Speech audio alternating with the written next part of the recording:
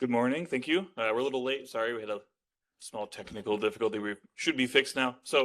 Thank you for coming back after yesterday. We're going to continue today, and for lucky for you all, I'm mostly done leading after the afternoon, and Andrew takes over. But we're still going to interrupt each other throughout and take questions. I really liked the interaction and questions and discussion yesterday. So let's do the same thing today as we get through this content here. Yesterday we kind of went fundamentals, really from basic to less basic.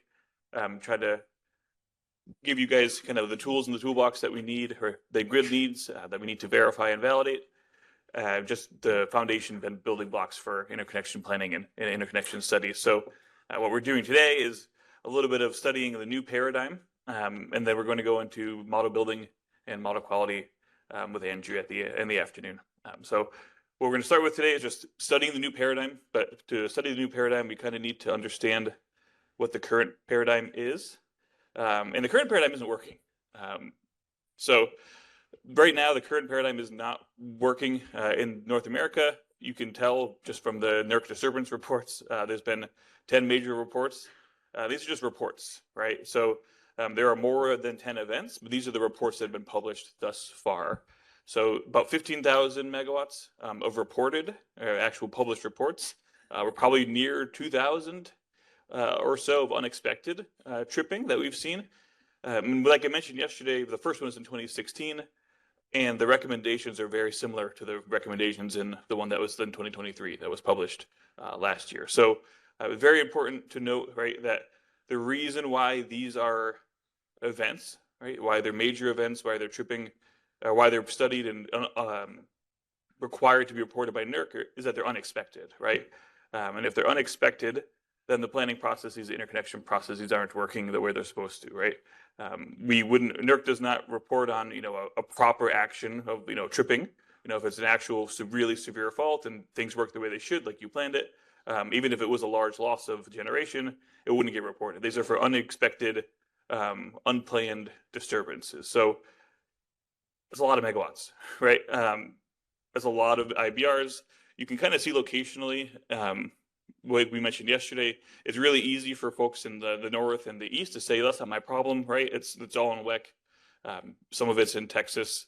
There's a little bit, I think there's one in the panhandle of Texas as well, so almost Oklahoma. But it's really going to just propagate out, right?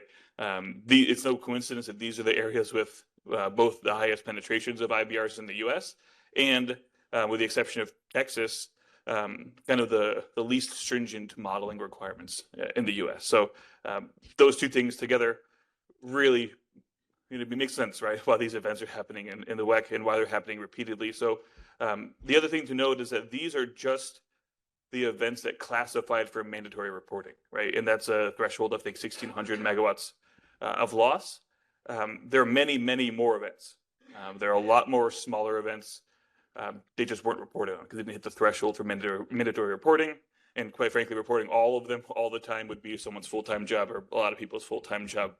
The other thing to note is that if you look at the titles of these, with the exception of Panhandle Wind, they're all solar PV or BESS. That's not to say that wind is some perfect technology that never trips offline unexpectedly and their models are fantastic.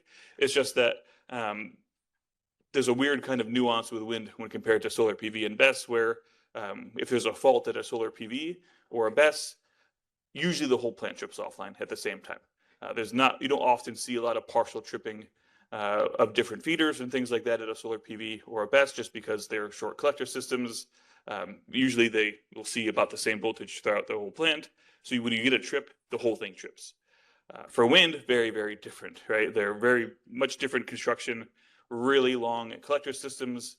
You may see we'll talk about it in a little more detail, you may see pretty big drops or differences in voltage, either high or low, compared to the point of interconnection at the end of the feeder, or even compared to the beginning of the feeder in that wind farm. And we'll talk about what feeders are and what they mean and how you model them a little bit later. But what that leads you to is that you may have vastly different voltages throughout your wind farm, which means a lot of partial tripping happens. So before I left NERC, and we never published it, but we were working on a report with Texas because they asked us, they said, hey, we have stakeholders who are saying it's not a wind problem, so I'm not going to do extra for wind. And they wanted some evidence to publish. about it, and there was something around like 600 megawatts of events in Texas, or sorry, about 10 600 megawatt sized events in Texas, which obviously doesn't qualify for a mandatory NERC report, but they're still pretty large. Those are large events, and all of those events were partial trips amongst a bunch of plants. And if you kind of did a weird assumption and said, hey, if they all tripped offline in entirety, like a solar PV does, then I think 3 out of the 10 of those events would have classified for one of these large events. So there's a lot of words to say that these trippings, primarily solar PV and BESS, but wind is still available. Wind is still probably a problem. They have a lot of the same characteristics. They're software based. They're power electronics based. There's a little more nuance to their ride-throughs, but it's clear to see that something is not working in the current paradigm. And the big thing for me as a modeling extremist, I guess, is that none of them, not a single model of any of the plants, so 20,000 megawatts of IBR plants, some of them did the same thing twice, so maybe 20,000 total, but none of them reflected the actual performance. So part of this disturbance investigation is NERC goes out and says, give me your models. We kind of match that to, usually at that point, we just have like 1 second SCADA data, which is not great, but it's something. And we match it against it, and not a single one of them matched performance. And when I'm saying like matched performance or accurately matched performance, I'm not like making a distinction between, they're 1% off. Or something like that, because that's still pretty good. But I'm talking like completely did not match their performance. Some of them didn't even trip when we played the same thing at the point of interconnection. Yeah, Amir.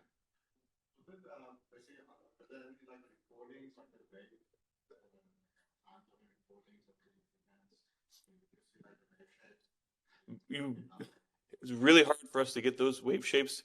A lot of times, just by virtue of data retention. So most of the time, we're stuck with SCADA data. Like 1 second at the point of interconnection. Very rarely would we get some waveform data, like from an actual fault recorder. And then when we had that, we would use it to try to validate models, and still couldn't find a match. But most of the time, and this is kind of what I meant, we talked about yesterday about the difference in stakeholders, is it gets worse when there's this whole kind of NERC red tape thing about investigating at the top, because it kind of, what happens is there's a major event reported, this gets spun up, and then it's 2 months later when we're asking the IBR plant, and that data's been gone for 6 weeks, right? And then we just didn't have it. But we tried to use the best data we had, which would be like just at the point of interconnection type data. So yeah, but some of them didn't trip. Some of them just didn't do the right thing. Some of them went in the opposite direction as the model did. Just a lot of different performance issues when we went back and investigated these things. Part of the reason for that, we talked about it a lot yesterday, the motivations right now in the industry aren't aligned with reliability.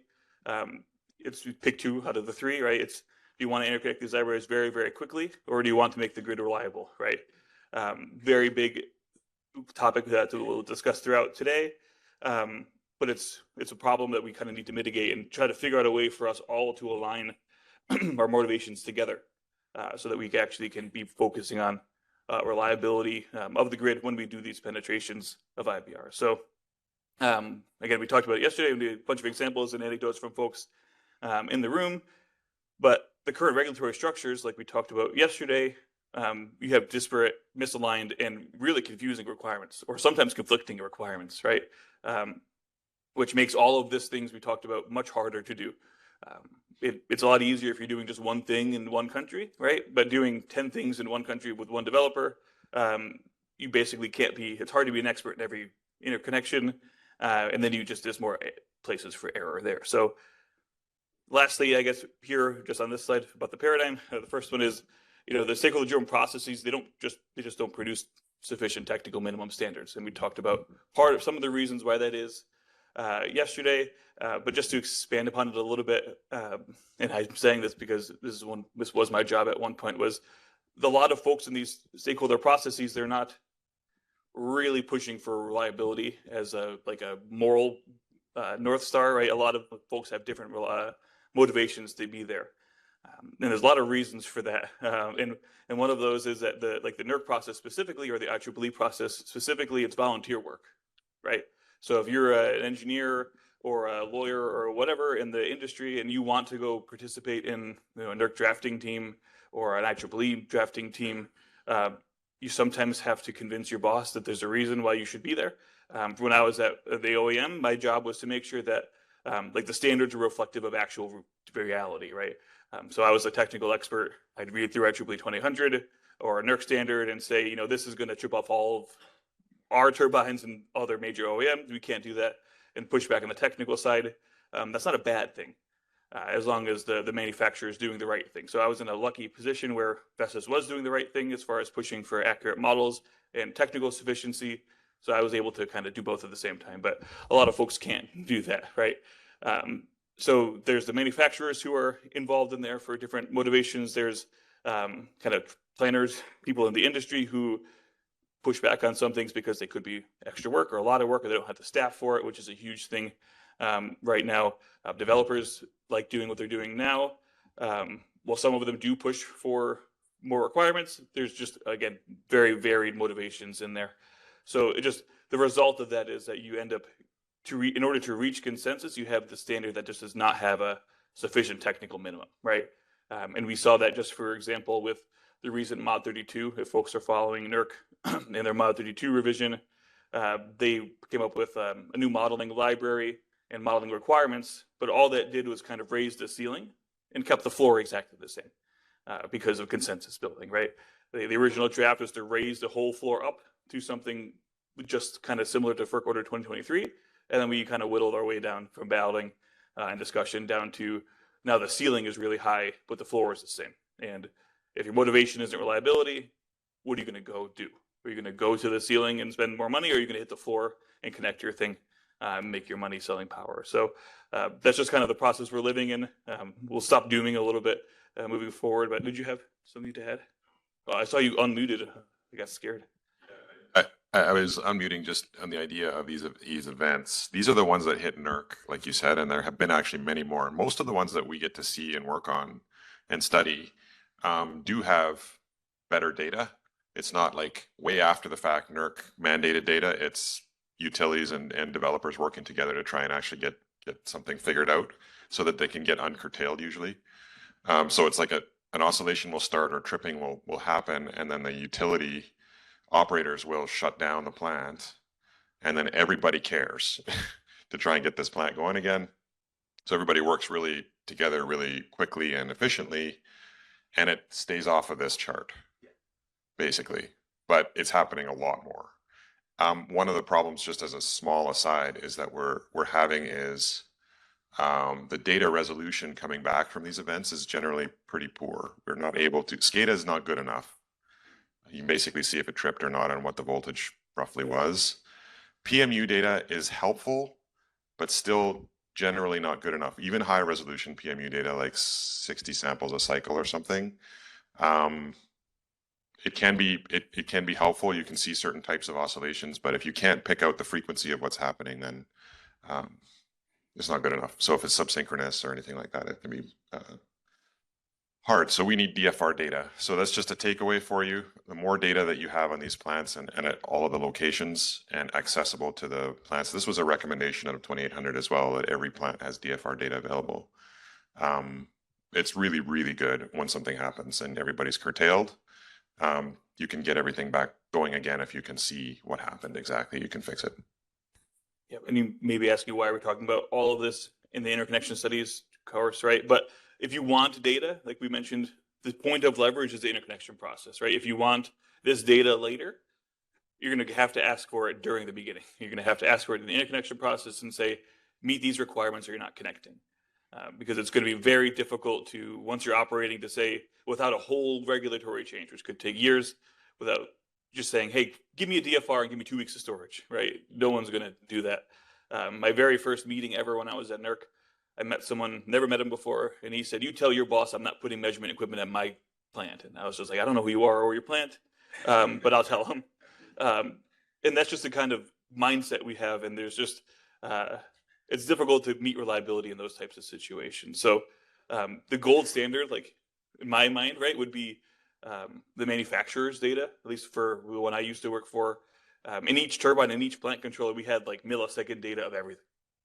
Everything, every waveform, every trip signal, every flag in the code, the entire code there. But that was only 2 weeks of retention for us. So storage is very important. Mandating those types of recordings, which are mostly there in most major manufacturers right now, but they may not even put it in the US because it's expensive. So mandating those types of things, data retention, high resolution data, trip flags, trip signals, those are all extremely important for going back and understanding why this happened. In a perfect world, we never have to do a disturbance report or analysis, right? We've captured it all and done the right thing. But the reality of the fact is that these happen and they're going to keep happening. And we should be learning lessons from them, and we can't learn lessons without data. So really important to get that data and make sure it's accurate data after an event. So before an event, we really need to model it, right? And there's been a lot of modeling recommendations since 2016. There's been a lot of IBR performance issues since 2016. Recommendations from those events and other reports and white papers and reliability guidelines. And there's 20, 30 IBR related documents, including these disturbance reports, that give very similar recommendations that are, you have to accurately model your plant, you have to verify the settings in your plant are right, and you have to verify the models in the data, and the plant data is correct as well. So NERC issued an IBR performance alert. So they did 2 level 2 alerts and level 3 alert, IBR performance, IBR modeling, and the level 3 for both. I wrote all 3 of them, so I think they're pretty great recommendations. But the thing that we published in the follow-up report, so the way that the NERC alert works is there's an anonymous report that goes to FERC, but then there's also should be a public report of findings. And so our public report of findings, the main takeaway was the voluntary recommendations set forth in NERC guidelines. Other publications are not being implemented. If it wasn't obvious enough that we keep having these events, it's just very clear with the alert data. You can go read that report and the findings that, there's 5 or 6, 7 main recommendations that we put in, and the data just showed they're just not being implemented, which is, again, just more evidence that we need other mechanisms, other levers to actually get these things completed and close these gaps for reliability and stop the disturbances and raise the bar. So I'm going to pivot a little bit to modeling because that's what I do almost always, no matter what the topic is. But in the new paradigm, the IBR paradigm, when we're talking about software-based, power electronics-based, basically we're out of the world of power systems management and we're in the world of software management. So we're past the point of, just here's a physics equation, differential equation for a large spinning mass. I can make that new model for a new synchronous machine in a couple weeks. And that's great for all those about similarly sized machines. It's pretty close to the point where, I really probably can't simplify or genericize a model, right, for an IBR performance. You can for certain things, and we'll talk about what those uses are a little bit later. But one of the main findings was you need to have accurate data in your connection and planning processes, or else you're just interconnecting hand grenades onto the system, right? Because of the kind of regulatory overlap, you can literally get to COD without doing a real study. It's possible. I've seen people do it. And then you're just kind of chilling on the grid for a year or so until your mod compliance comes. So that's literally an unknown for 12 months. And even mod, we'll talk about if that's even worth it or even sufficient enough to test these things a little bit later. But even a NERC compliant plant, that's also something to know is all of the facilities here, each one of these that showed no model match, all NERC compliant, right? These all passed mod 26, mod 27, all the other mod 32. They're all NERC compliant. They've hit the minimum bar, and we still see these results here. So when we get into modeling, I'm just going to talk modeling in general. Andrew's going to use EMT software later, but what he's going to do is pretty analogous to both. We were just to talk about the tests and the results. So we're going to talk about 2 domains here, but after this, probably not going to talk about simulation domains again. But it's important until you go to the EMT course if you want in Texas. So it's very important to note there's 2 common simulation domains, positive sequence, sometimes called phasor domain or positive sequence phasor domain. RMS is a word other people use or some people use to describe it, and EMT, right? And EMT is electromagnetic transient. And they're very different, right? In the way the simulations are, the solution engines are, computation times are very, very different between the 2. But the vast majority of planning studies, interconnection studies right now are being done in the positive sequence. So it's important that there's a lot of momentum when we talk EMT to do the, all out, right? Full EMT, full code. But it's good to kind of apply those things back. But there's also limitations in the positive sequence as well. So these two charts here were from Odessa 2, 2022. And it shows basically what the causes of reduction were. And if each of the domains can actually study them in any meaningful way. So I won't read all of them, but if you look at kind of anything DC related, not in the positive sequence tool. PLL loss of synchronism, inverter under frequency, accurately modeled in positive sequence. That's kind of there was a footnote there, but that's just because of computation and weird spikes. But some of the major things like over voltage, under voltage. We haven't seen an actual like inverter over frequency, but ride through configurations. Those things you can see in a positive sequence, right? When we get into like actual DC side stuff, you're really kind of living in the EMT world. The only kind of caveat for both of them that's a no is the feeder under frequencies. And the reason for that is mostly just because there's not that many of those models out there right now. I think they're working on some, right? Some of the major relay manufacturers are working on EMT models, but they're not commonly used or available. So very interesting process here. It's a very hard problem to solve, right? Because you read this and say, well, we got to do everything in EMT, right? But you can't unless you have a supercomputer, right? Unless you're, you got 180 cores and you're running even that you're running a small system, right? The example I like to use, right, is we did one partially aggregated wind farm, so just 11 or so wind turbines out of the 100, and did a 30-second run on a normal computer, and that was about 20 hours, right? So that's a lot of computation time for a very short study, and that really makes it difficult, right? And that's just one plant with an infinite bus. We start talking networks and regions and cutting out sections of the network, it's going up exponentially. So we'll get a little recap of what's different about the technologies. Skip this slide. We'll just adding it into modeling as well. We already talked about it yesterday, but the power electronics and software, really you have to think about it from a software lens because there's a lot more uncertainty in the IBRs and their softwares. So the significant performance and flexibility is dictated by software parameters, which makes sense, right? But it also is very prone to errors, right? These types of softwares and codes are just as susceptible to bugs and hotfixes and stuff that regular apps are. And what that means is that we're going from a world where, like I mentioned yesterday, you're putting something on the ground is probably the same for 10 years to, maybe between now and Christmas, there's been 2 software revisions, 2 hotfixes, and 3 bug fixes. And they've all been released at different times. And how do you manage those things, right? Because there's a lot of times, this bug might not affect your plant, right? Most of the bugs that we would find would be, in a mode that's used in Europe, and it doesn't matter for you in the US. So, we've released a new software, but it doesn't really affect you. But that type of mindset is very important, right? It's not, you get into the kind of back and forth with like material modifications for plants. For a regular plant, if I changed a whole model, that's a material modification, right? If I have so that kind of mindset switches to IBRs. If there's a new software version of the model, or a new firmware version of the model, sorry, or that model gets updated in a new, under a new revision date, a lot of folks jump right to that should be a material modification. You must redo your studies, right? But there are chances that bug doesn't affect anything you're using. So really, there's a lot of nuance when we talk about softwares in the IBRs compared to the physical machine or synchronous machines. And really the process would be to assess what the parameter does.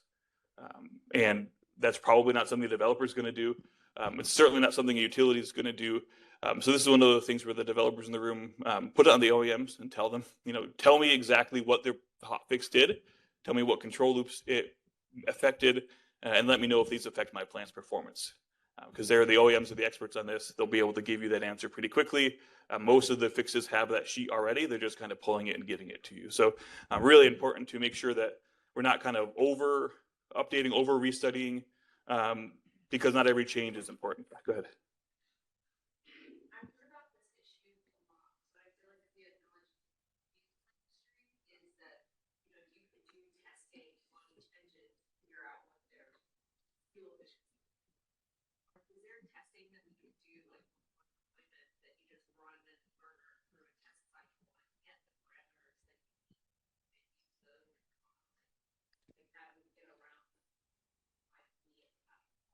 It could be. Yeah. Are you covering hardware in the loops and control hardware in the loops, or are you going just model quality tests?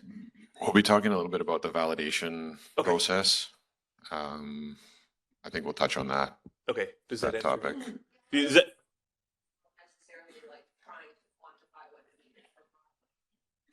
Yeah. So it's a good question. So we'll talk a little bit about validation in later in the day, but I think one of the things that it's a little bit less scary than what Alex is maybe, or maybe I could characterize it a little bit differently. If you go to the previous slide. We'll get less scary as we move forward. Yeah. Which one? No, sorry, the one where you show this one. So all of these issues that caused this these performance issues, every single one of these, when we went back and looked at the individual problems that actually caused them to trip, there was a fairly limited number of inverters. All of them had not been tested prior to coming online. Now Alex is right that if you want to do this study that would show this event, you would need a big model and you would need to do all of that very carefully. But if you had gone for each of these individual plants at the very beginning, had the correct process of you get a validated unit model with the wrong parameters, you get it parameterized according to the site, and you test it in isolation in a very small system against a set of sort of stress tests that could happen in the real system that are more severe than what happened basically in the real system, you would have identified all of these problems in those plants, and all of those plants would have failed at that point. So that should have been done before they ever connected, and that would have gone back to the OEMs, and they would have updated their model and changed their firmware parameters to do that. Like there's a much earlier iteration process that can do a lot of good. We can get 95% of the way to reliability without the big system models, which is why there's been such a huge push, and I think you're going to talk more about it, of this early sort of model adequacy. And 2800.2 tried to really set out the steps and do all of the different pieces right from design and model validation to benchmarking to testing to building the plant to testing the plant in simulation with the validated models and all of that. There is a process that makes sense. And then if you change a parameter, that's where it does get mucky, because it depends how far down that simulation modeling studies or the like design, validation, benchmarking, small system testing, large system testing, how far that change impacts. And it might not be very far, and you need to have very careful conversations. But I don't know if that answered your question. Yeah, I think it does. It's good that we can do it in validation too, and not just have to rely on model. But I don't think that's helpful, because over time, like an asset manager might choose to operate their asset. They might and things are going to get more complex, right? We might have performing systems, like none of these are really great performing. Right. But I think that means we need to have some way to have better, higher quality models that can be maintained and updated, especially different operating paradigms, to be durable throughout the lifetime of an asset, not just. So part of right, and I think that's achievable, because we're doing that in some areas, and it does turn into it can be boiled down to a process, basically. It doesn't have to all be this kind of engineering judgment, hand-wavy stuff. Because what happens is you get, if you're managing your process properly, you come through this sort of interconnection process with your models, you do your studies, or however far down the study line you want to go with that location. And then you carry on, you commission the plant, and then somebody says we have to make a change to the converters. This can be all tracked and managed in modeling very easily. If you have, maybe not easily, but it's very doable. It's complicated and hard, but it's achievable. And in some areas we do this where you can have like a repository or a GitHub that, you know, type CVS or whatever tool you use to manage the changes in the models that have happened and track whether they trigger certain restudies or not. And then the history of that model can be tracked, and you can always be using the most recent models for your, you know, future going studies and things. Like it's not easy, but it's also achievable. It seems to be hard enough that nobody's doing it. But I actually don't think it's that hard. I think that maybe the motivation hasn't hit yet. I think there's only 2 or 3 utilities that are actually sort of now starting to do this, to be able to see all of their models and know what's happened to them all along the way and then trigger the studies as needed. But It sounds much more difficult than it is, I think. And I Yeah. think what seems to have happened in my experience, because one of my job in previous jobs was just kind of bash people over head with the need for it until they did it finally. And they finally did it, and then they realized, but this isn't that hard, really. It's extra work, it's extra staff, but the benefit is there. And we do have, I'll get your question after. We do have a sample kind of model validation, hardware validation report we're going to go through later. And there are kind of middle grounds that we have used, and this was a major contention point in 2000 was what Andrew said is, how do I validate with hardware my specific plant? Because you would need my specific plant's whole parameter set in the hardware in the loop in a lab setting to validate that exact site-specific model, which isn't just feasible, right? It's not going to happen. And the reasons for that are when a major OEM or any OEM goes to do their hardware in the loop testing, control hardware in the loop testing, what all that means is hardware in the loop is it's actual real hardware in a lab. They're connecting it to a synthetic grid or synthetic test system, and they're just doing stuff to it and recording the results, and then you match that to a model. But there's not very many of those facilities in the world. They're really kind of scheduled out very far, and they're really hard to get in there and do retesting. So the idea of kind of site-specific hardware loop testing with site-specific parameters just isn't going to happen. So what we do, and what others do as well, we did, what others do as well, is you would take a platform, right? Like this is one size of one turbine, or here's a group of very similar turbines with very similar code. And then what you do is you hardware in the loop test that set of equipment through like thousands of tests. Every control mode you could possibly use, all the fault write-throughs, test all the protection settings, frequency scans throughout to test stability and things like that. And you benchmark that against an EMT model, right? Because the EMT models usually, not usually, but sometimes for some manufacturers are the exact same code as the product. And the logical step is if it's the same code, same logic, they should behave the exact same. And then you do this massive report that we'll show examples of later to show the EMT model is right compared to the product for that specific parameter set. And then if the logic again follows, which is, I know we're jumping, right? But if you change your parameter in the EMT model, since you validated the EMT model against the hardware, then you can now use the EMT model as your source of truth when you're talking about positive sequence in your plan. That probably was really oversimplified, but that's kind of the logic step to get around the testing every single plant all the time. But you worked pretty good, and we'll see results of this. We have Vestas made a public version of a report for us to look at that they present, and it's literally like when we did it, it was 200 pages of tests, 200 pages of graphs, and it's just to show you that every control mode works. It works exactly how it's supposed to, and that's why when we did Language Rate Order 2023, we wanted to include the EMT model. We didn't actually get into there because they put if needed at the end, which didn't help anybody. But we wanted to have it in there as an inclusion because if you have the EMT model, you can then use it as a source of truth if it's sufficiently benchmarked. So we asked for EMT model, positive sequence, and a benchmark against real equipment. And then you get a little bit of surety, right? That doesn't help with the random hot fixes and software updates. But when you're matching the code, it's pretty good. And in my experience, I've still been able to log into a plant that's been there for 8 years and then download the model or download the parameters from the plant and throw it into PSSE And it's within the mod testing or the site testing within 1% when I didn't tune anything or test anything. So, and that was many software revisions that we just tracked throughout.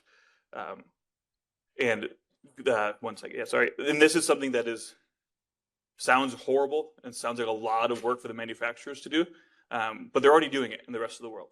So really all you're doing is asking for something that they don't give to the US. They'll just translate it into English and they'll give it to you. That was part of the thing that we really liked was people were asking and complaining about all this extra data, and it's just like, I'm sitting on a pile of that right now. I'll just give you the PDF and go from there. I think you were first. I was going to make a comment regarding your question.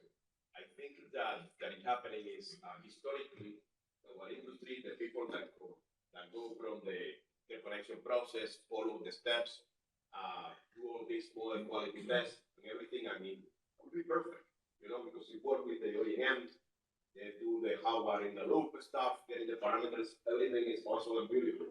But after that, these models are delivered to a different department. They go to operation and maintenance. This is how historically has been done. People that, operate the plant, not necessarily, their focus is operate the plant, and they are focused on that the plant actually, if there is equipment that is not working well, in place and stuff, but not necessarily their main focus is the model, So yes, there is MODs that they have to be completed and validated and all of that stuff. But when you go to MOD, you can meet the requirements. Not necessarily you have to update it with absolutely every parameter that you have changed in real life, because in real life, the focus is to operate the plant and deliver the energy and do the business, So not necessarily paying attention to. I think that this is what is happening, that we have seen, this disconnection. So the model repository that you mentioned, I think that this is, again, it's not very difficult to do if we follow exactly, what is the last models. Okay, this model, we change these parameters in the field. This is the data model. This is the last one, because when you go to the MOD, people from OEM can see, what is the last model? Right.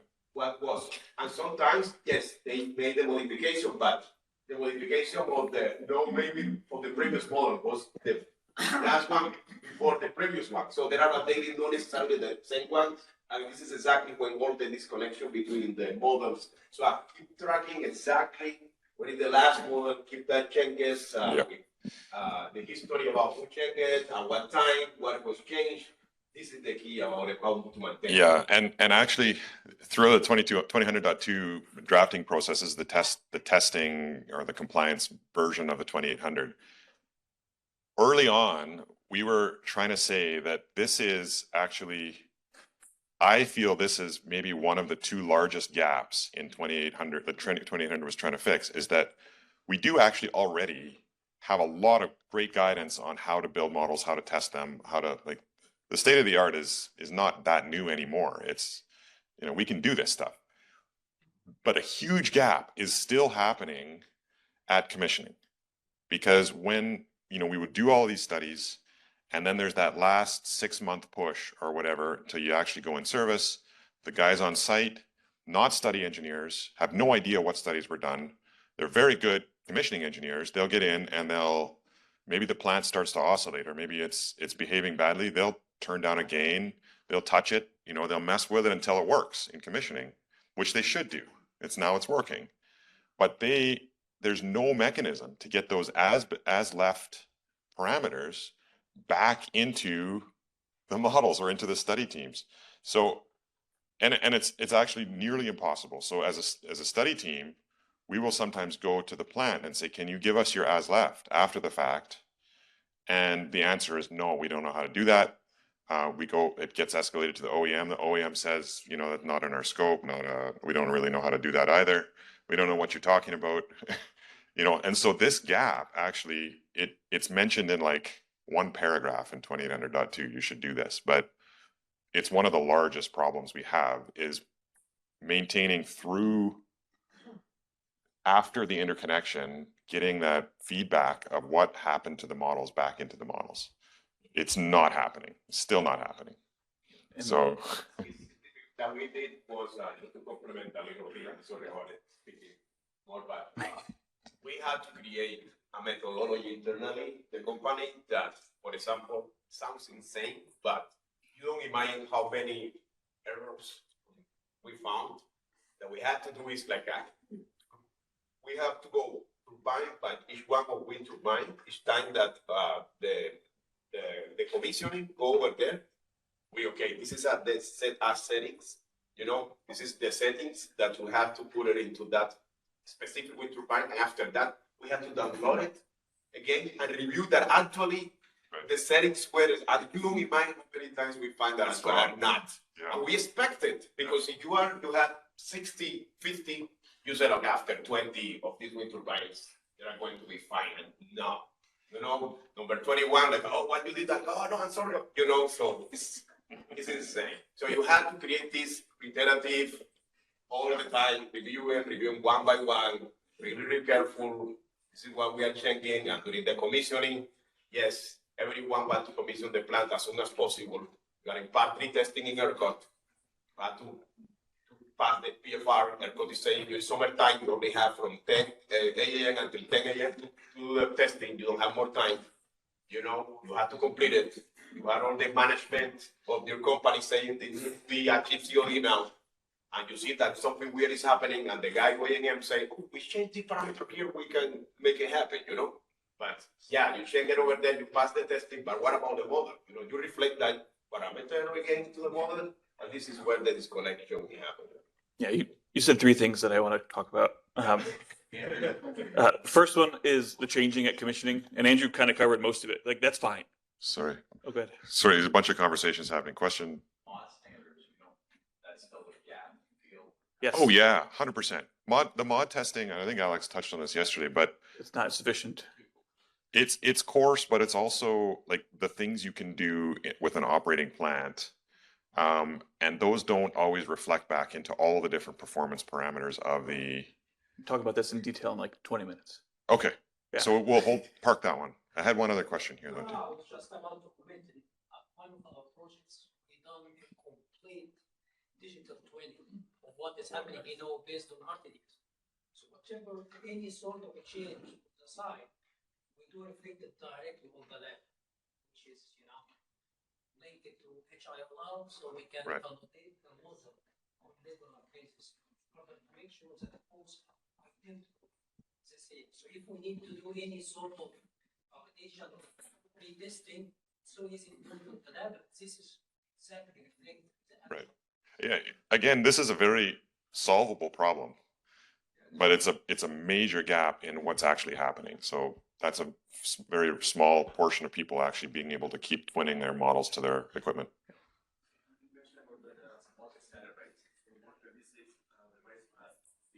Yep. We're going to park it. We're going to talk about mod standards in a bit. Maybe is the answer to that. If you don't get your question answered, we'll come back to it. Okay. Okay, so you said 3 things really important, right? One of them was different parts of the company with different versions of the model. Part of the reason for this training and why I put this training together and why you're kind of everyone's getting the kind of holistic view of how everything fits together is to break down those silos, right? Even within your own company, right? There's been way too many occasions where, you know, when I was at a manufacturer, at a consultant, I put together this great model, right? Perfectly tuned, fits the requirements. I'll give it to them. It's full code. It's perfectly represented.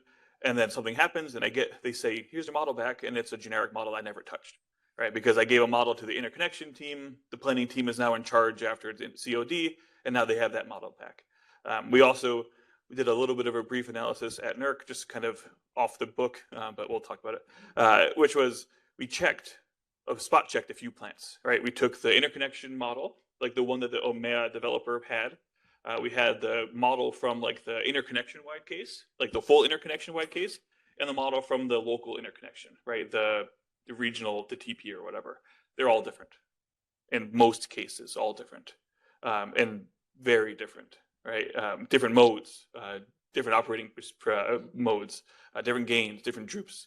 All the tools that we talked about needing to be good for normal abnormal operations, they're all different in these 3 representations. And how do you plan for that and how do you update those things? Well, someone needs to be consistent. And right now, the developers and the manufacturers are the ones who should push up from the bottom. And the second one is commissioning, right? You're always changing stuff at commissioning. Why are we always changing stuff at commissioning? Because the studies are bad, right? You're doing an interconnection study with the system, with the contingencies in the system. If the other models in the system are bad, you're tuning your plant for a bad system. You're not tuning your plant for the system, you're tuning your plant for the model. So when you get there, your perfect tuned parameters that worked in every contingency for the whole TPL deck, now you're oscillating in normal operations because the system is much different than the model. And there's a bunch of reasons for that. Either the models are not great, or the models are that kind of like 1 day peak, one peak hour, everything's in service, major system, like a perfect system in service. We talked yesterday, there's no such thing as perfect in service. So what are you studying for? Like the grid probably right now in any system is like n-8, but they're all planned outages, right? They're not the full system. So that's a major piece there. And the last thing that you mentioned was we talked about kind of hitting software-based mindset for IBRs, but also we can learn from protection engineers as well, because protection engineers are like insane. Sorry, but in a good way. Because when they make a change, when a protection engineer makes a change, it's as found, as left, as recorded. Or maybe I got those wrong. But there's a lot more stringency there. And they're checking every relay on the plant. Everything that could operate for protection, they're checking it. They see what they record, what they got, record what changes they made, record what they left, and then they give it back in this giant report and spreadsheet, right? And every piece of equipment. For IBRs, you don't do that. You kind of just, oh, the firmware is uploaded. That's great. We should check one turbine on the plant as a sample, like an example. They're all the same, right? We should just check one. But if anyone's ever seen a full parameter dump from a full wind farm, how many times is 1 or 2 of those turbines just completely different? But that mindset, again, it's one of those things where if you learn what other people do and their best practices, it's easy to kind of lump them into your processes as well. Yeah, Amir. So you mentioned that you're basically like the OEM update the sensor, like optimize, say, not the whole thing. I mean, it might be different from OEM to OEM. Like my experience, my previous role, was that there was not going to be like a typical update unless there's a problem. That way, it was like easier, like to keep track. And if like the fact was not running into the issue. Yeah, that's so when I said change frequently, I meant on the OEM side, like internally. How that makes its way out to the actual plants is really dependent on contract and operating procedures and things like that. There are some contracts that say do not update my firmware ever. There are others that say, yeah, I'll sign up for automatic updates. There's just super variability in how those things make their way into the plant. But you're right, it is very different between manufacturer to manufacturer, and it also different between plant to plant, the same manufacturer, same developer, even different contract. So how those things find their way in, that management change is super important as well. But there's also like even those manufacturers who don't do sort of routine updates, if something goes wrong, if there's an oscillation, for example, those manufacturers will do everything to get it working, right? Like there's a whole group of people, the operating planners, study consultants, manufacturers, all working together to get this thing back in service. They will make changes. Everybody will kind of agree that there's making changes, but now we're completely outside of the commissioning process even. And there's been a bunch of things happen. Everybody's relieved because it's working and it's running again. There's no feedback now. Yep. What kind of model you're considering? So if you like consider like a powerful or even like a generic dynamic model, well, there's less likely there's going to be any change in the parameters. But if you're like looking at ELT model, then like some of the parameters will change. But even like thinking about like updates, I mean, if models are not like working, say like the DLL or like the DLL is not updated, then like getting those parameters and plugging into the new model is basically very difficult or impossible. Yeah, so it's not impossible because everybody's made a new model. I'm thinking of a very fresh incident for me. This was a few weeks ago, where there's a big oscillation, big plant. We figure out what's wrong. Everybody works to solve it. It gets solved. Everything gets smooth. Now everything's running. But now there's all of the models are new and different. Okay, so the manufacturer sent new models. There's new parameters on the models. You're probably right that the phasor domain models don't change because they were kind of bad to begin with and nobody cares about them at this point. And the EMT models has definitely changed. Everybody in the moment is happy, right? But there's no feedback to the original studies, to all of the original, like there's no database to update, basically. And so that model in all of the databases and all of the currently being used is now out of date and wrong. It's not hard to fix it. You just have to make sure that the new model goes out to everybody and everybody checks it and looks at it. But yeah, there's no formal doesn't process to do that. You Right, there's can no- do it, and I've done it, and I'm sure you've done it, but it's not easy to kind of insert your will into the process to do that, right? The example I talked about yesterday with the voltage collapse, we did all the EMT, we updated the phasor domain models to match the code, and we put it back into the interconnection model, right? And the same event happened a month later, and both the positive sequence and the EMT matched the exact event and the exact performance of the plant from the POI. So it's possible to do the feedback. There's just no formal process. There's no incentive to do it, which means it's not happening, right, in any real method. So it could be very hard. Some manufacturers have it easier. I made it easy at Vestas when I changed their processes because it's literally one-to-one match. If I change something in the field, it's the same number, same units, same line of code in the model, and it's easy, right? If I'm doing a generic, I can't do that. If I change a parameter in the plant controller of a specific OEM and it's a different control loop, how do I put that into the generic? I can't. And how do I go vice versa? You can't. And it's even with manufacturer and kind of manufacturer specific user written models, depending on how they set those models up, you still might not be able to do that back and forth. Or it's just like, they'll say, oh, we'll do it for you for 50 grand and we'll map it ourselves, which is hard and manual and prone to error. So and that's why I push for kind of essential services, mandatory things, right? If that is, because the technical solution is not that hard really for folks who are doing it all the time. If there's a process that says, if you make a change in the model, change it in the field, and it must match, and you must verify that thing and give me a report verifying, everyone's going to do it, right? Because everyone's on the same playing field. And then we just kind of show what we're doing into a formal process. So, yeah. The other thing that there's no formal submission of EMT model like across the region. Yeah. I mean, like the region. Since you don't have like an official model station to begin with, nothing gets updated. Yeah, I agree. That's why I was upset by that little sentence in 2023 that said, if you're doing an EMT study, because our language in the NERC dynamic model recommendations is submit all three regardless, right? But Order 2023 says if the region's doing a study, which gives the regions the flexibility to do so, and some may not. The other kind of weird nuance with the EMT is that a lot of the times, at least a few years back, they're just collecting them to collect them, and they're never doing anything with them, and it's sitting on a shelf, and it's never verified. And I don't know what your experience is, but 5 times out of 10, when I get an EMT model back from a problem at a facility, it's just the one I sent out as a generic, like not a generic, but a default. Like it's the Vestas test system with a simple collector system, and no one ever made a plant model in the EMT. And then that's kind of mostly useless unless you're trying to use it as a starting point to build out from. So you need a requirement to submit a real EMT plant model, not just an EMT model with an EMT extension on the end of it, right? Which goes back to we'll talk about the paradigm shifting. What that means, right, is when someone says, give me a dynamic model, a lot of times it'll look through their files and see something that says .dyr at the end and give it to you. But that's probably not the right model.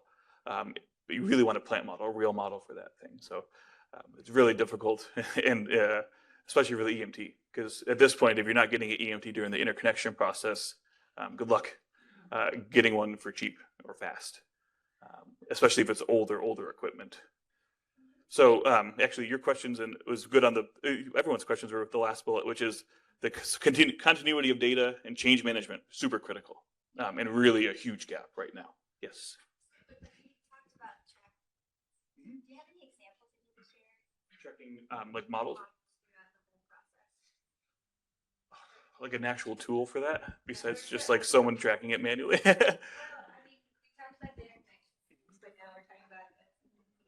Yeah. Operating assets. So I was curious, you had mentioned there were some good examples. Go ahead. Oh, those are me doing them manually, or developers doing them manually. And some of those examples, they're not like a tool, but like a process. There are some developers who will say in their contract for their plant, say, give me a new model every time there's an update, or give me a new models once a year, or something like that. And then you're getting as a developer each of these things every year, every time there's major change. So that's one way to track it, and then you can kind of just stage it there. I don't know of any other tools for management of change. I think I'll actually talk about that a little bit more. Okay. There are some examples of tools, but they're coming. They're not very mature. I think I would give you a couple of utility examples who are kind of ahead of that. I'm going to skip this one since we covered it pretty detailed yesterday. All right. So we spent a lot of time talking technology and technical. The other half is the stakeholders, which are all of us in the room. And the stakeholders are changing drastically as well. So synchronous paradigm, big things in the ground, big metal in the ground. Those were usually built by, engineering firms, engineering staff, engineering leadership, big, long history of success doing these things, being reliable. Those types of engineering minds, when you see a reliability standard, you kind of treat it as the minimum, right? And that's a lot of the mindset that's leading us to where we're at right now is even recently inside NERC, you hear people say, well, this is just the minimum, people will do more. We promise. But it's just not true anymore as far as the stakeholders are changing. And maybe it wasn't so true in the past either, but it's nice to think about that being the case. But that's just a really big difference in change here. So detailed plant information, pretty easy to obtain from a synchronous machine. There's one main power transformer, there's a couple cables, there's a synchronous machine that went through factory acceptance testing. You can just go and look at that one spinning thing and check the nameplate and check its parameters and throw it into a pretty simple model. So it's a lot easier to just go to a synchronous machine plant and grab that information than it is to go and send a technician to each of your inverters with a laptop over the course of a week to pull parameters down that are thousands of parameters and do that type of thing and match them all together. The detailed information is available sooner in the process. I know I'm building a 1,000 megawatt steam turbine or a gas turbine. A lot of them have been built exactly like this. They're all going to be, because physics, right, going to act pretty similarly. So when we talked yesterday about how do you have a model at the beginning when you don't know what you're selected yet, that problem is less prevalent in the synchronous world. The difference between studied and real performance are typically smaller because physics, right? The spinning mass dictates a lot of the performance. You have just a little bit of exciter on top or governor on top. Again, similar to the one I just mentioned, the as-built's a lot easier to obtain. You just go and read it or go and measure it from your test. And a lot more operational awareness. We talked about it just a couple of slides ago. And again, yesterday, the synchronous machine has a guy there, a person there, a crew there. If something happens, they know about it, they're reporting it, they're fixing it immediately. Not quite the same. So on the IVR side, as we're kind of shifting to the new world, because tax credits, which are great, and other motivations for clean energy, which were also great, what that means is that there's a lot of different stakeholders in here. So previously, when it was an engineering firm doing engineering work, now there's many, many wind farms owned by like BlackRock Capital or other investment private equities, and they may not even have an engineer on staff or a technical staff on staff. And it's very, very different stakeholder you're dealing with there. It's you go from where an area where you can say, give me your reactants, and then the engineering firm will say, sure, we'll give it to you. And you ask a non-technical person for that, they look at you crazy, and then you try to whittle down and get to what you're asking for, and then there's still that kind of lost in translation aspect. And you may get something that reflects what you asked for, but it may not be what you wanted or what's right. If I say, give me your protection settings from your plant, they may give me the cut sheet brochure from the developer or from the manufacturer that was just kind of like a marketing material, and it's not what's actually there or what's actually supposed to be there. So really different. Like it is protection settings. You gave me protection settings, but it's lost in translation there. We're moving a lot towards, and maybe we're remaining at the same place, like I mentioned, that reliability standards are the maximum, the most you should do or could do. There's a lot of instances where they'll send 10 lawyers to argue down a requirement when it takes one engineer to do them for perpetuity. It's very odd, but that's the kind of mindset there. Because if your primary goal is to make money for investors, extra costs are bad for that, right? Detailed plans and information, a lot more difficult. How do you track softwares? How do you track versions? How do I go to each inverter? Different security protocols for each. Some manufacturers can go download them from the internet. Others, you got to go plug into the turbine. Very difficult, very different. You may not have information about your product in the interconnection process at all. You may go through the entire interconnection process and then pick a manufacturer right at the end, which means you never actually studied your facility ever before it interconnects.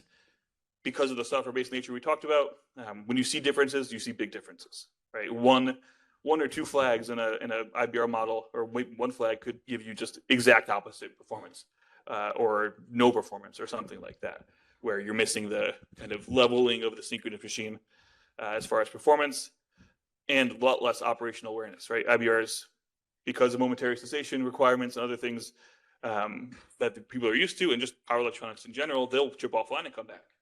And it may be at a time, like if it's a wind farm, if it's low wind, I may not even notice my production. And then I'm finding out for the first time a couple months later.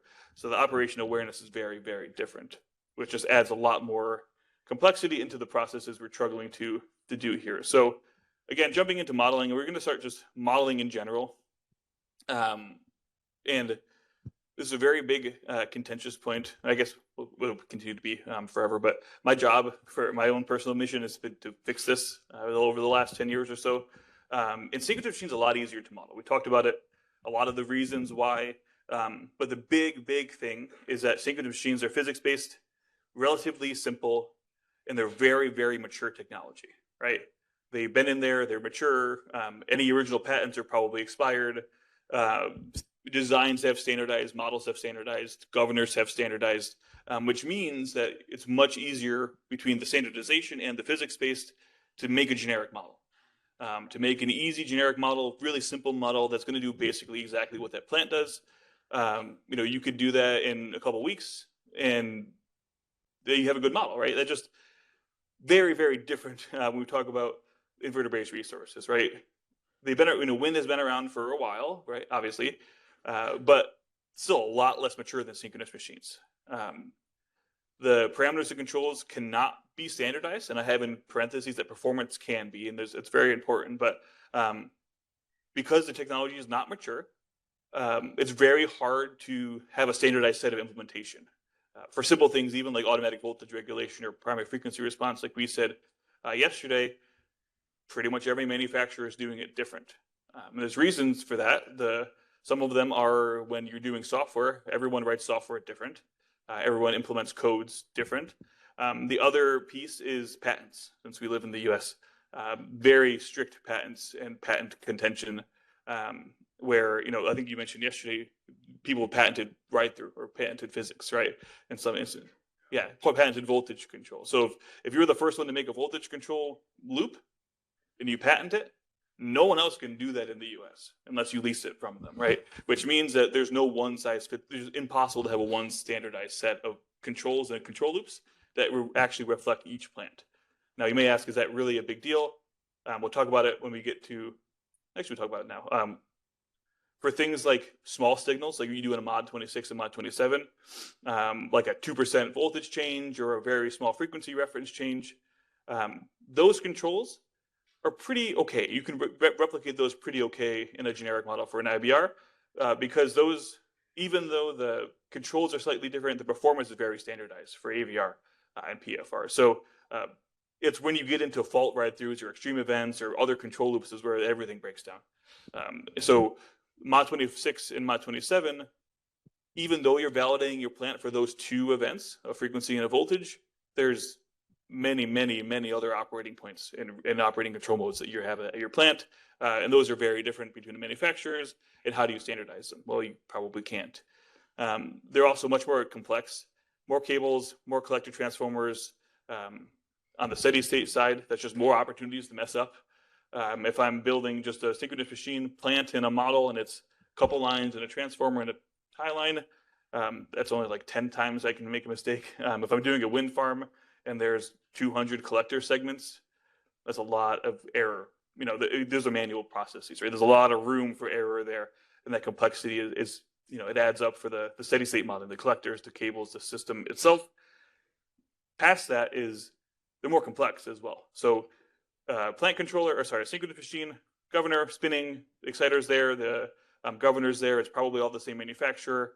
For IBRs, it's a, you know, just pick out of a bag what you're choosing, right? You may have one OEM, three OEMs, one OEM and a third party plant controller developer, and that plant control developer may not even have a modeling team, which happens pretty often. So then you might have a system, this is probably a worst case, but it happens all the time, right? It's a inverter-based resource plant with a plant controller designer, a plant controller modeling consultant who takes the control diagrams and turns it into some sort of model and puts it back in. There's a lot of room for error, a lot of room for messing things up, and it's really hard to coordinate those things, especially when we talk about the next piece in the US, why it's so challenging here. So I'm gonna skip the technology performance piece just because I've covered it too many times. The other thing here is that because of the physics based, because of differential equations, it's much easier to map one-to-one between a synchronous machine and a model. The X double prime Ds are in there, the inertias are in there. I'm reading it off the nameplate. I can go look at the governor and see what the droop is. And it's pretty simple, pretty easy to map one-to-one. Goes all the way out the window with IBRs. There are some manufacturers who have mapping. There are some that are identical. There are some manufacturers who don't do it at all. They may not even have the same names or parameters or units or things like that, which makes it very difficult when saying, I'm doing a study change, I need to put it in the field, or vice versa, or actually just kind of carrying that from software to software, which is another, I guess I don't have it on the slide, but it's also another consideration is for synchronous machines, is there much reason in the regular planning process to do detailed EMT, you know, in the current past paradigm of all synchronous machines? Those would be special studies. Yeah. So but they're like not the like planning typical interconnection studies. Yeah. It would be, process. there are certain circumstances in a system that you would want to do it. Yeah. Example, SSR, but not always. Yeah, so the current past paradigm, right? Those kind of EMT studies would be special studies, pointed studies. Right now, for inverter-based resources, if you go back to, if you read 2800 or look at the disturbance reports, there's things that you need that have happened that we need to mitigate that you can only study in one or the other simulation domain, which means that you're transposing models from domain to domain, back and forth. And if there's no mapping, then I have to map back and forth parameters even between different softwares, or can't. And how do you do that? And very, very difficult and very hard, unless the manufacturer has some sort of level of, you know, quality control there that has mapping easy or transposition easy. But those are things that can happen through, you know, interconnection requirements or developers just holding OEMs to a high standard for that type of thing. So that's modeling in general. This is modeling in North America and why it's hard in North America. So this is the orange is a little bit of a stark statement, but it's true in my opinion. The last part is important. The interconnection planning requirements in North America do not allow or disincentivize the use of actual representative models. So when I say actual representative models, I'm talking about in the interconnection process for a real reliability study. I'm talking about on the right-hand side, the equipment-specific models from the manufacturer. They know what their product does. They validated the models. If you ask any manufacturer if they would trust one of the generics or standard library models to actually assess their plant, they will all say no. I put 4 or 5 OEMs on the panel at FERC conference last year, and I asked them that question. They all said no. And that was very good to have in the federal record, I think. So very important to note that literally you may not be able to use the model that your manufacturer says is the only one that's capable of representing the product. It's very interesting kind of regulatory world in the US here. So in many areas, in the WEC specifically, you cannot submit, maybe with 2023 it's changing, but previously you could not submit a user-defined model.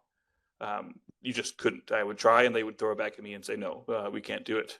But if you ask WEC, they're expecting stakeholders to do so, right? So it's this weird disconnect as well, right? So that needs to be aligned there to have the extra scrutiny, to incentivize or allow those models to be submitted. But the current practice is out of alignment with the NERC's recommendations that we wrote and Order 2023 that follows those recommendations, right? So what that means is that we're literally knowingly not using sufficient data for our studies, and we're carrying it forward, which is not good for reliability in that way. I want to just color this a little bit as well. So the first one, I think is pretty awful. I mean, the fact that you're not allowed to submit, accurate models entirely in the West and a lot of places in the East is pretty terrible. But in their defense, just where did that come from? That blanket ban on user-defined models comes from a time when user-defined models were basically written by users. And those users were not model writers, or they could barely write these models. And so they were full of bugs. Even the manufacturer supplied models, even from Vestas, who we're kind of holding up as a good example now, in the past was awful. And we say past 2018, so recent. not terrible. Distant past. Yeah. So you'd put these models in your case and they would crash PSSE. They would cost planning engineers a ton of time to try and debug and figure out what's going on. So that's where the ban came from, in fairness. Okay. Since that time, there have been a lot of improvements in the model writing process. Now they're much better and we need to get back to using them. But that's this inertia problem, right? We have a little trouble trusting these things that have burned us. A lot of the planners that have banned them, wasted their lives on bad user-written models, and so they don't want to use them anymore. So that has to change. The other one I would say that is changing is there's been a shift in resourcing away from some of these utilities towards developers. So developers tend to now be as sophisticated or sometimes more. Not all of them. There's all kinds of developers out there, but some of the developers are quite technically sophisticated and actually are doing extra work. Many of them have realized that, their own future interconnection success is dependent on making sure their plant works. And so they will go and do their own studies. They'll have their own modeling teams. They'll bring their own models in and actually be doing studies outside of the interconnection process. So the interconnection studies are terrible, and the internal studies, and I know this because some of them will hire us to just can you just check this and make sure it's going to work? They'll be doing their own studies internally to actually work. So this is also shifting a little bit. That last bullet, I would say, is sometimes true, but not always true. Yeah, and great point. I was going to cover how bad they used to be. But no, it's fine. It's great. I saved my voice a little bit. But the other piece of that is that the folks who were sitting there ripping their hair out about, a Vestas model, for example, that had a memory leak that crashed your whole case, and you can't see that, so you're just screaming at your computer. They're all probably in leadership positions now, right? It's been 10 years or so. So they're holding that, and rightly so. They have a grudge against these models, and they're not going to allow them to be submitted, right? So another piece of inertia there that we should break out of. And the folks, the developers who are doing the extra work, who have staffed technical, it's because they learned they had a positive example, right? And some of those could be, a full, some wind turbines are specifically with different collector systems are very voltage dependent for reactive power, for example. Using a detailed manufacturer specific reactive power model with voltage dependency, you may save yourself $5 million from capacitor bank upgrades, right? So that's a small incentive to maybe do that in the future, right? Because that's a $20,000 study at most, and you're saving $5 million. The big examples are probably what Andrew gets involved in a lot of is most of the time when someone gets curtailed, what are you studying with? The EMT manufacturer model or both, a positive sequence manufacturer model. And it's a lot cheaper to do a study at the beginning than it is to be curtailed at half for 6 months. So it's one of those situations where initially the inertia is really hard to get past to kind of get those models and studies used in the right way. But once it's done and once you kind of do it a couple times, you start realizing it's actually not so bad, and it actually helps me a lot in my system. So There's one other kind of thing here that's interesting, and you notice we're talking generic and equipment specific, but there's something in the middle here that's called standard library. And there was well, I won't digress too far on this one, but there was a standard library in PSSE specifically that was it called manufacturer specific standard library or OEM standard library. But so it was kind of bridging the gap, right? It was a standard library, standard interface, but manufacturer code. But the feedback there was pretty much unusable, right? Because it was the manufacturer would give code to PSSE, they'd implement it, but they wouldn't send it back because of IP. So the manufacturer can't actually validate that their model works. And then you get stuck in this kind of still long development cycle. So that's one other thing about why modeling is hard in North America, right? Is if we're focusing on generics specifically, generics are on an 8 to 9 year revision schedule, right? They're hard. They're really hard to sit there. We talk about technical consensus and how difficult technical consensus in the standards or stakeholder process. Imagine how hard it is to get a bunch of modeling nerds to agree on code in a standard model. It's very, very difficult. The times are very long. So that's in the 8-9 years for a generic or a standard library. We talked about how manufacturers are putting out new code every couple months, new products every much faster than that. And those timelines just don't align, right? So the paradigm's changing rapidly, right? Kind of covered all of these things before, so I'm going to skip it. Yeah. Did I cover all this as well? No, it's okay. The other thing we didn't talk about was bad documentation or no documentation. So you're sitting there, you have a bad model, you don't know what's happening.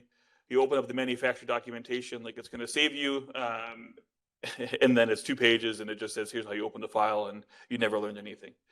So when I wrote NERC's dynamic modeling recommendations, if you read them through, it says you must have firm documentation for how to use the model, what the control loops do, what parameters are associated with those control loops, so that when you're doing your study as a developer or as a utility engineer or something, you know what knobs to turn, right?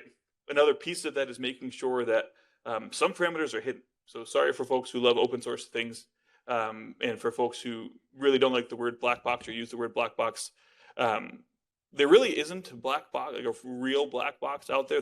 We can say they're gray boxes. There's always some parameters exposed to the user, which is fine, right? The parameters that you would probably tune, like a gain or a slope or a deadband, those are most often exposed to the user. Other parameters like detailed converter, current limits, things inside the converter, you probably shouldn't touch those things because then it gets dangerous, right? Especially if the manufacturer isn't in the loop. And I have a small story about this exact thing. Was we were doing an interconnection study with a very good developer, one of the ones who was very good staff internally. They did a full study. They tuned this thing to be perfect in Texas. But what they did was they changed it. They were really bright, right? So they found a parameter, they changed it, and what it did was if it went back into software or into the actual product code, it would have literally burned down. Like if anyone has seen that really sad photo of the 2 Vestas engineers, hugging on the turbine while it burned down, it was that specific parameter that they changed. So my job was to catch it before it went into production, and that was a change that literally would have burned the turbine down. So that's just to say that black box isn't always a bad thing. We want black box with some tuning knobs. So black box with common tuning things, but not full open source, because then it gets wild. And that was one really extreme example. But the more common example is, well, you made a tuning set that just won't work, right? You're going to have damage or reduce life or something like that, or this isn't, that parameter doesn't go up that high in the code, right? So you can't do that type of tuning or testing, and it's very, very important there. So the other piece, poor performance, the recommendations are don't, have them compiled, which is a modeling word for make it easier for folks to use it. Basically, they can't have memory leaks, they can't shut down the software, they can't break the software. But every TSO, like Andrew said, its first experience with user-defined models was really bad. So the WEC generic models were a reaction. At the inception, the first version of those WEC models, they got all the OEM input, which is great, right? So they took basically a bunch of this data from different manufacturers, aggregated it together, made these kind of standardized models, but they were misconstrued on how to use them, right? So generic models are great for research or forward-looking stuff. If I'm doing a penetration study in 20 years, on a system and I don't know what manufacturers will be there, but I want to represent a wind farm or a solar plant. Generic models are great. Or for research, for grid forming, a generic grid forming model for controls is great. If I'm doing and that's kind of what the impression was when we were helping as an OEM build these generic models was, oh yeah, we'll use them for research and that'll be it. But what happened was, and we've seen it, is now they're literally the ones mandated to be used for processes and standards, which is not what we developed them for, and not how they should be used. So the last bullet, we talked about the kind of standard library experiment, and that's failed in my opinion. It won't come back, hopefully. But there is some rumblings from folks who thought about that a while and didn't track it, that this could be a solution, especially at like the high regulatory level. But it's failed and we shouldn't go down that road. So if anyone says those words, just shake your head at them. Oops. All right, we're gonna do one more slide and then we'll go to break. But there have been major improvements to the model space. If you realize, we kind of said 2018 or so, 2016 or so was when we started seeing a lot of model improvements, especially in the user-defined space. And most of that was from Europe and other regions, right? Where we have regions in the US where you can just submit a generic model and no one ever tests or checks against the product. In Germany, for example, they have study engineers going sample over sample, checking the error band between the actual hardware loop performance and the model, right? So like literally every time step checking and calculating error throughout there. So those are major, obviously, differences, but the major OEMs who are selling turbines everywhere or inverters everywhere, they've done it for Europe. We just have to do it here in the US. The technology is there. Some of the ways that the rest of the world has done it, open source model code, like in Australia, which is a good middle solution. The problem with open source model code is that IP is a huge issue.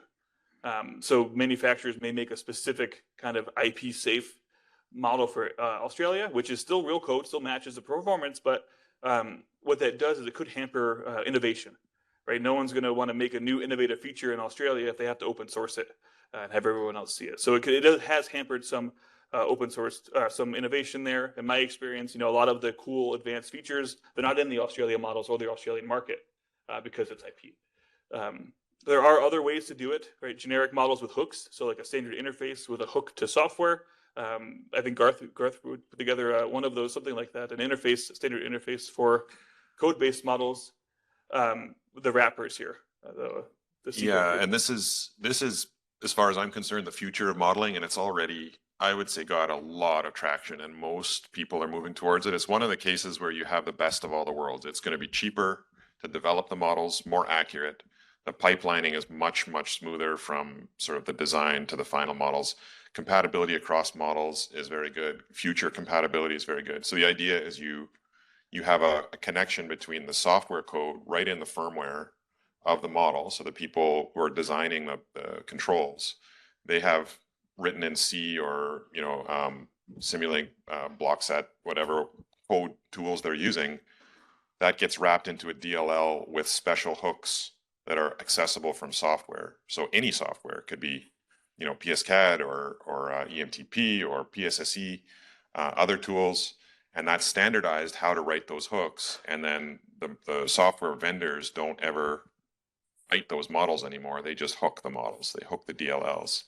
And so you end up with the real software code being pipelined into all of these different software tools very quickly. Like we're talking a couple of days to do that instead of the months and months and so much expense and errors and checking and all of that stuff. So that's a new IEEE. I think it's just been published or trying to be published.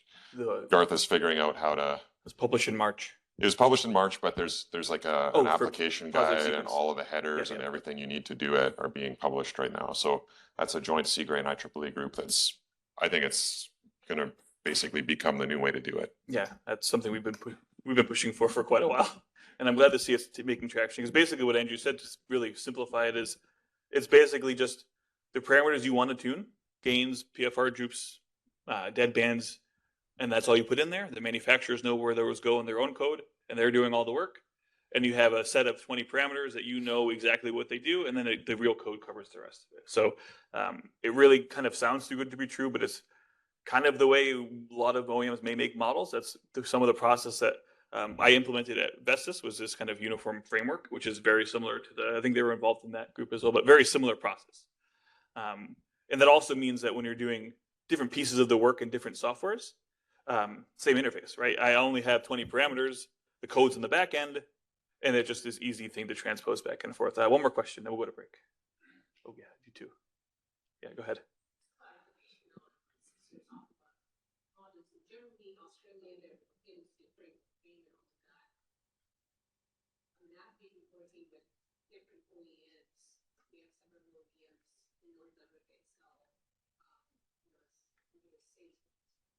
It's known as that 6 months to get any runs over, and most of our runs are cut, so the benchmarking and entities are taking business painful in every possible way to get these benchmarks and then pass the test.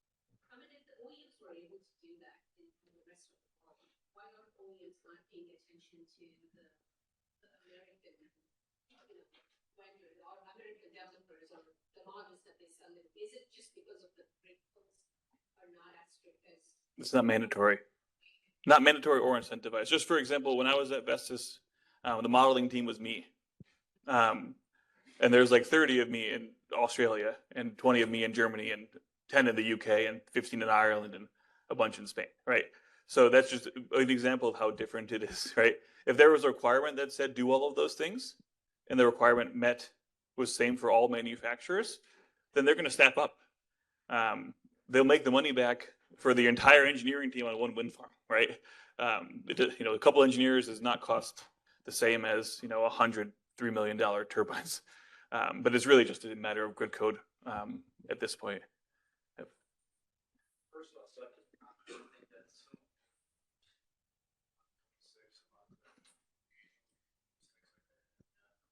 My record right now is 2 years. 2 years and about $2,000 to get not Vestas. We've done that long too. But I will say, from the Vestas standpoint too, and this is a question of comment. Comment, first of all, is you can make the greatest model in the world that's not parameterized properly. Maybe not parameter verification. From OEMs. Black box, gray box. But they just aren't stepping up to do that. I mean, I got a quote this morning, $9,000 to do a verification between the site and the model. There should be guarantees there. And that's what I guess my question comment is if there aren't, should I call on everyone you can out there OEMs, provide some further manufacturers, build a better tool. Yep. Baselining tool that we can use to dump parameters, anything. Yep. Anything, because the way these and data and grants get it, that's so. If you can even get it, Todd. Yeah. Like we're having the same exact challenge working with on the utility side, trying to get the as left parameters. It can feel impossible. Like in some cases, if I could have paid $10,000 to get the parameter check, we would have, but we can't even get that. It's like they just can't do it. I don't know why. Well, It's part of so- that, so part of awful. that is the usability aspect of the models themselves, right? There are some manufacturers who don't have mapping, so they actually can't tell you in the model space what the plant is. There's no one-to-one, right? They can't verify anything, and the only real verification requirement in the U.S. is ERCOT with that spreadsheet, and that spreadsheet is a list of generic model parameters, right? So there's really no requirement for parameter verification in the U.S. And even a real code model, you can't turn into a generic model parameter. So what that means is in practice, you just kind of transpose and guess, and ERCOT accepts it, which means there's no impetus, there's no incentive, there's no requirement for manufacturers to raise the bar there without some sort of regulatory usability requirement for those verification reports. The verification reports from ERCOT sound great in practice or in principle, right? But when you dig into them a little bit, they are less useful than it seems, which also means that the manufacturers and developers know that. So they're not going to, I'm not going to spend a couple $1 million and a bunch of engineers to redo my entire model code to make one-to-one if no one's going to ask for it. And I guess also part of the delays and the timing there is a lot of the reactionary nature of the OEM industry because of the leanness that they run at.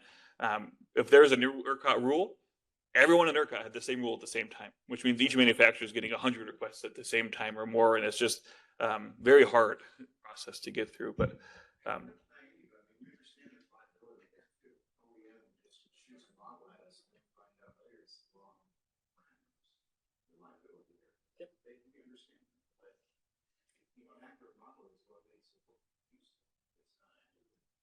yep. We got to take a break, but I have one more quick Yeah. clip going here. Very quickly, so now.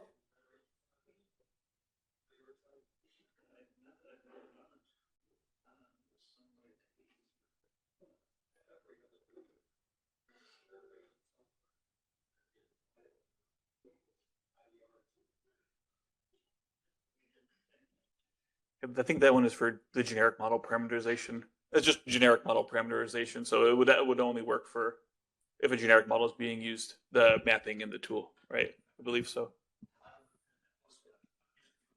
Yeah. Well, yeah, yeah. Yeah.